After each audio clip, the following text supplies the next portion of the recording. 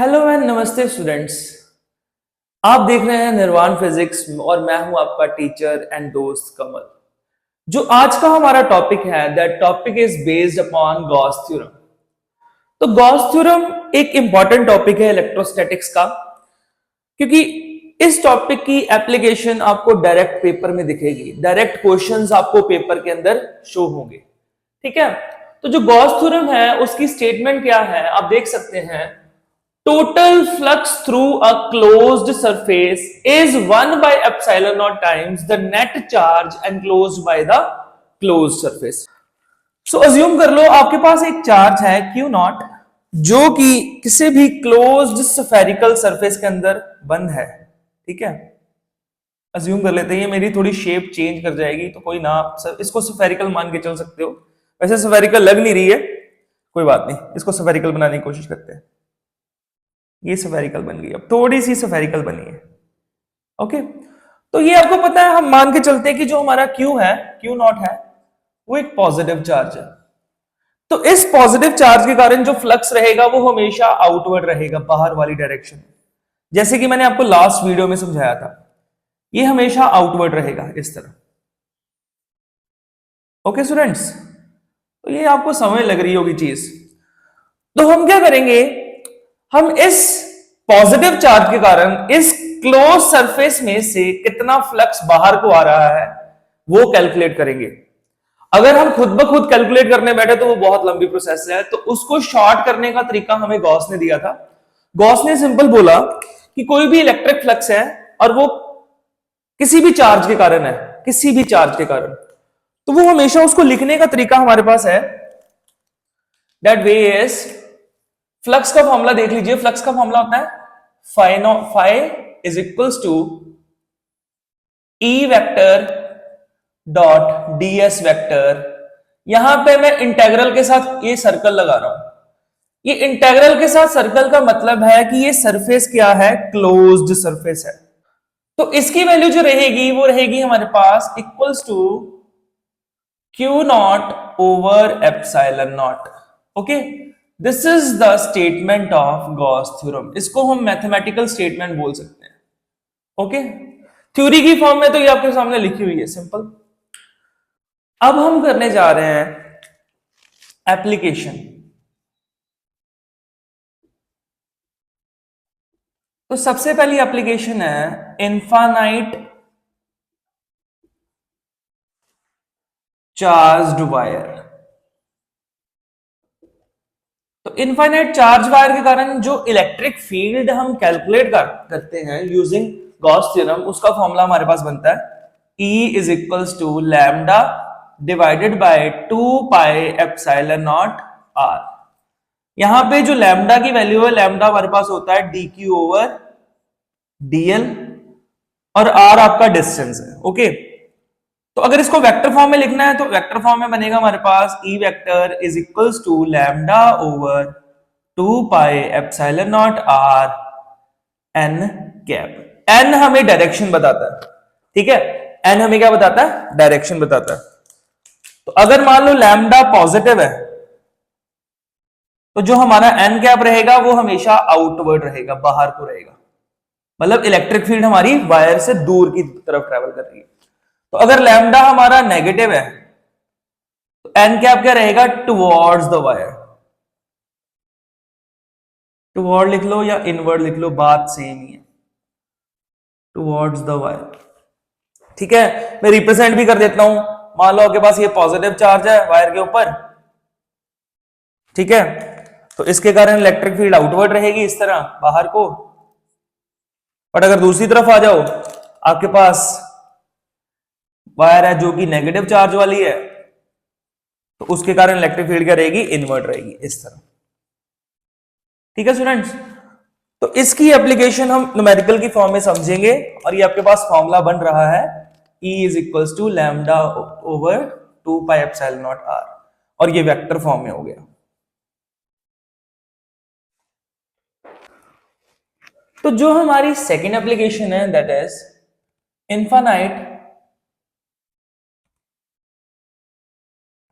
Infinite plane sheet.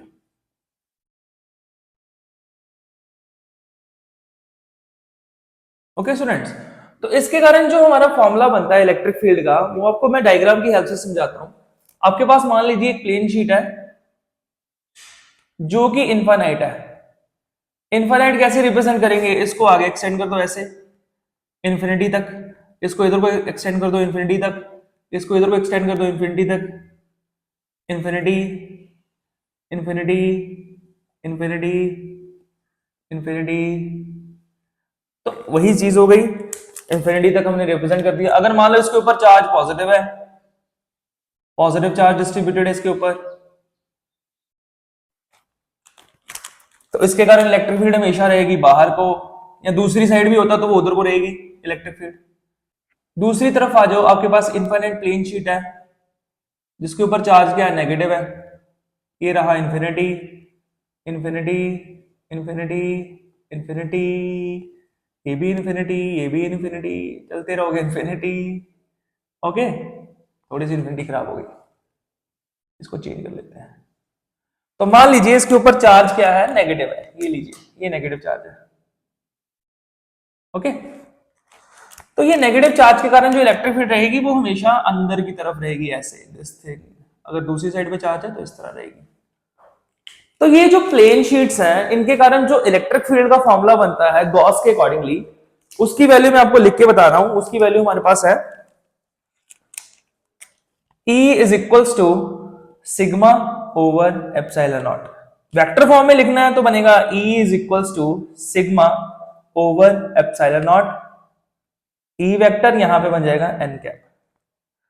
ये हमारे पास scalar form बन गई और ये हमारे पास वेक्टर फॉर्म बन गई। और यहां पे सिग्मा हमारे पास क्या है, सरफेस चार्ज डिस्ट्रीब्यूशन। यहां पे शीट की बात कर रहे हैं तो सरफेस बनेगा, यहां पे लेंथ की बात करी थी तो लाइन बनेगा। इसको मैं लिख देता हूं, this is line and this is surface.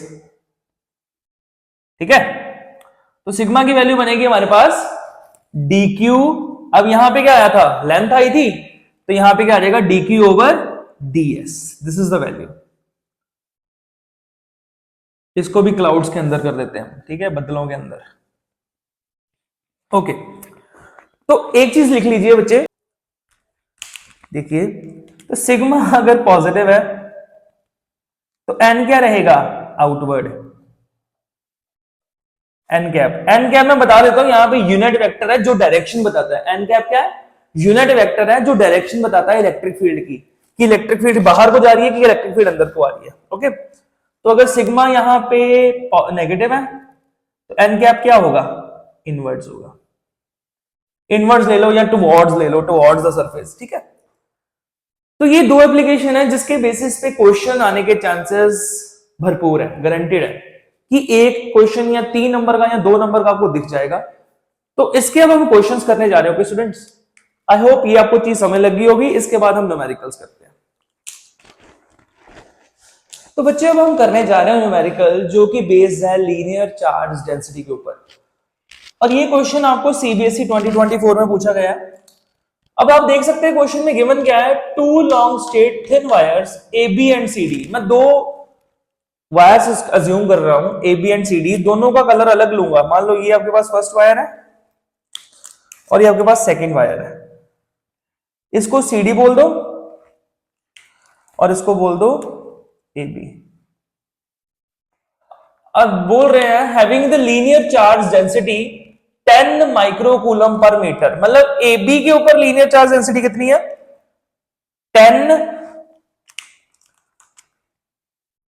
10 microcoulomb पर मीटर, और सीडी के ऊपर कितनी है, -20 माइक्रोकूलम पर मीटर। अब एक चीज ध्यान से देखिए, यहां पे पॉजिटिव है, यहां पे नेगेटिव है।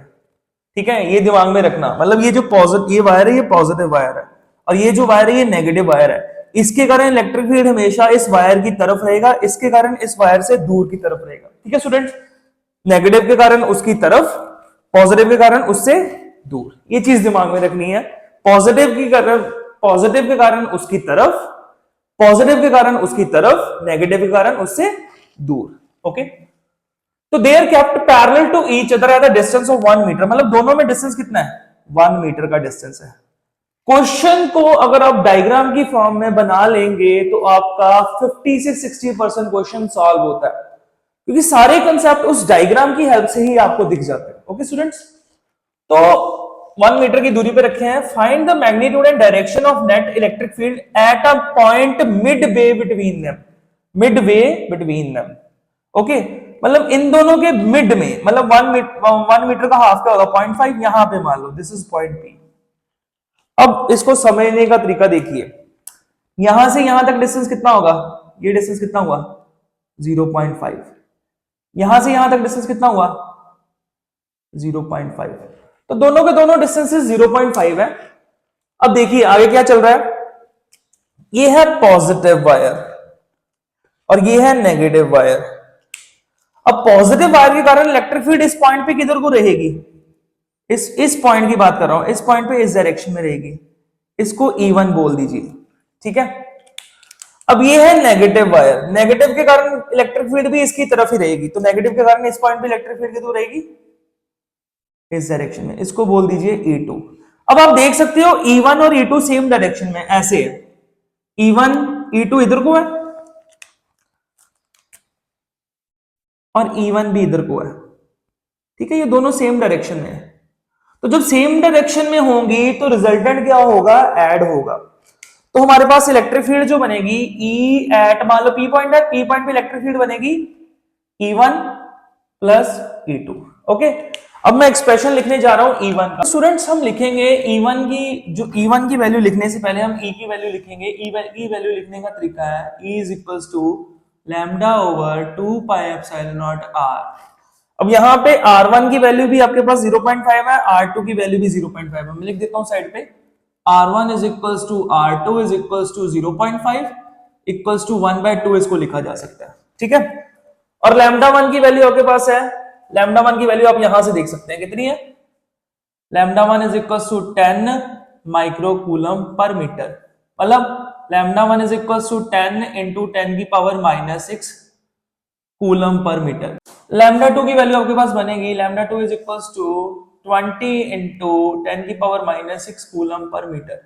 बच्चे एक चीज दिमाग में रखना, यहाँ पे अगर पॉजिटिव लिखा है ना, तो पॉजिटिव हमें इलेक्ट्रिक फील्ड की डायरेक्शन बता रहा है, बट यहाँ पे हम मैग्नीट्यूड की फॉर्म में लेंगे, जैसे यहाँ पे -20 लिखा था, बट मैंने यहाँ पे क्या ले लिया, सिंपली 20, तो मैग्नीट्यूड ही हम उठाएंगे। ओके, इसको हम और वे में भी लिख सकते हैं, E is equals to 2 lambda over 4 pi epsilon naught R। मैंने क्या किया, ऊपर नीचे 2 के साथ मल्टीप्लाई कर दिया, ऊपर भी 2 के साथ मल्टीप्लाई किया, नीचे भी 2 के साथ मल्टीप्लाई किया, इससे हुआ क्या, नीचे का बना 1 ओवर 4 पाई एप्सिलॉन नॉट, और इसकी वैल्यू 9 इंटू 10 की पावर 9 न्यूटन मीटर स्क्वायर पर कूलम स्क्वायर रहती है। ओके स्टूडेंट्स, तो चलो E1 की वैल्यू लिखते हैं। E1 बनेगा हमारे पास 2 lambda 1 over 4 pi epsilon not R1।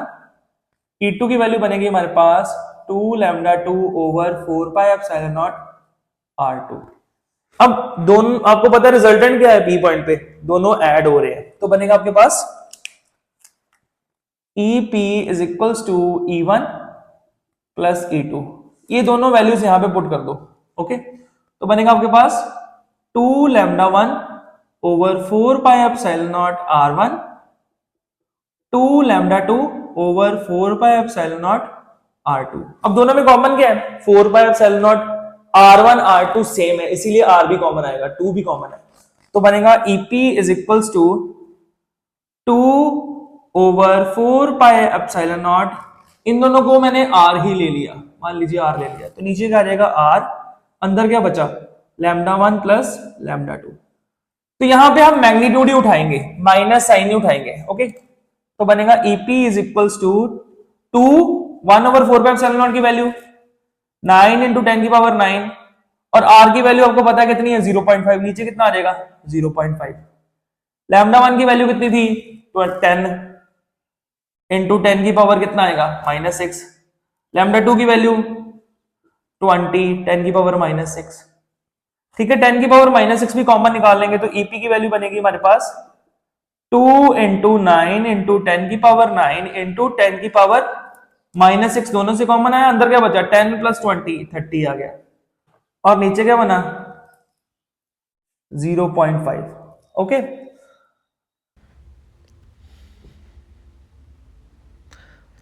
तो इसकी वैल्यू रहेगी 1.080 10 की पावर 4। यूनिट रहेगा न्यूटन पर कूलम, क्योंकि इलेक्ट्रिक फील्ड का जो यूनिट रहता है न्यूटन पर कूलम रहता है। तो आई होप आपको ये चीज़ समझ लग गई होगी। अब इसके आगे हम आगे करेंगे। आप हमारे चैनल को लाइक, शेयर, सब्सक्राइब कर सकते हैं और हमारे साथ आप जुड़े रह सकते हैं, ताकि आप आने वाली वीडियोस में और चीज़ें सीख सकें, जिससे आपकी बोर्ड की प्रिपरेशन अच्छी तरह हो जाए।